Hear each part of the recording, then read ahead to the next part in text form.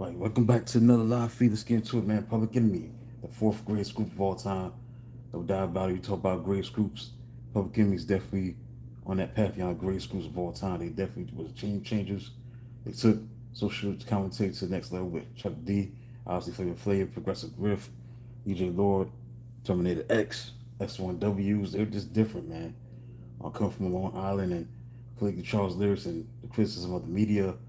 Um, the first four albums either went gold or platinum. They're in the Hall of Fame.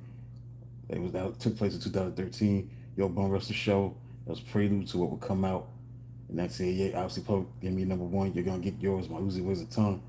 But '88 changed everything. Dixon Nation Millions, Hold Us Back. Already the greatest album ever in hip hop history in the genre. Um, it's like a hip hop equivalent to Marvin Gaye's What's Going On due to his social commentary. So the music was at faster tempo. The Bomb Squad, Hank Shockley, Keith Shockley, Eric Sadler, Chuck D. They just did it all, man.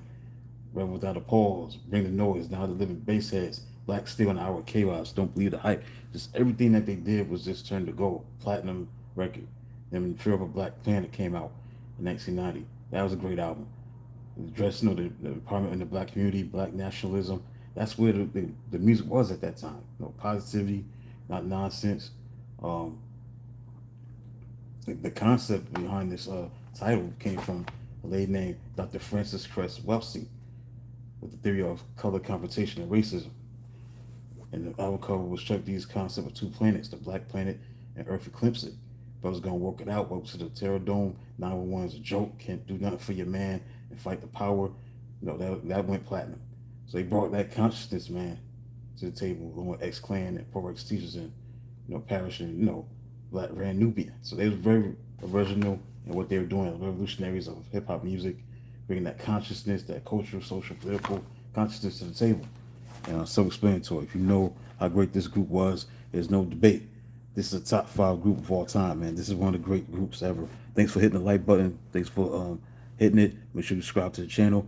So this is what what made them such a great group. They're unique.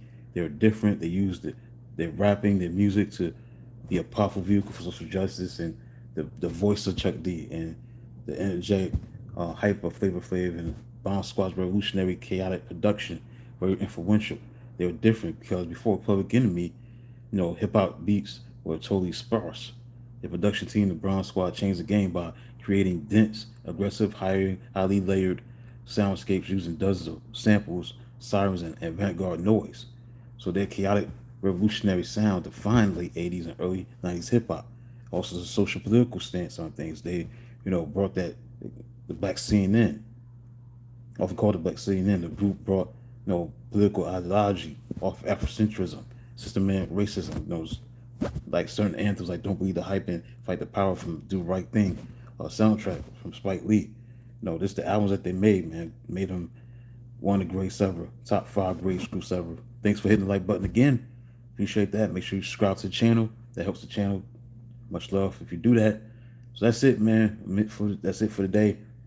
Be back tomorrow to reveal the top 3 greatest groups in hip hop. Stay tuned. Tomorrow afternoon, you will know who was the greatest group ever in history of music or rap in that genre. So tune in tomorrow. So till then, talk to you soon. Talk to you tomorrow.